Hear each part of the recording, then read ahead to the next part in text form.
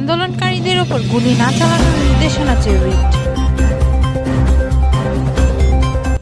শিক্ষার্থীদের কোটা সংস্কার আন্দোলনরতদের ওপর গুলি না চালানোর নির্দেশনা চেয়ে হাইকোর্টে রিট করা হয়েছে। একই সঙ্গে রিটে কোটা আন্দোলনে ৬ জন সমন্বয়কারকের ডিবি হেফাজত থেকে মুক্তির নির্দেশনা চাওয়া হয়েছে। সোমবার বিচারপতি মোস্তফা জামান ইসলাম ও বিচারপতি এস.এম. মাসুদ হোসেন দোলনের হাইকোর্টে বেঞ্চে দুপুরে শুনানি হওয়ার কথা রয়েছে। সুপ্রিম কোর্টের আইনজীবী মঞ্জুর আল মতিন প্রীতম ও আইনুন্নাহার সিদ্দিকা এর রিট দায়ের করেন। রিটে মন্ত্রিপরিষদ সচিব, স্বরাষ্ট্র সচিব, পুলিশ মহাপরিদর্শক, সেনাবাহিনী প্রধান সহ সংশ্লিষ্টদের বিবাদী করা হয়েছে। রোববার রাতে বৈষম্য বিরোধী ছাত্র আন্দোলনের ৬ সমন্বয়ক ডিবি কার্যালয় থেকে কোটা সংস্কার আন্দোলনের সব কর্মসূচি প্রত্যাহারের ঘোষণা দিয়ে ভিডিও বার্তা দেন।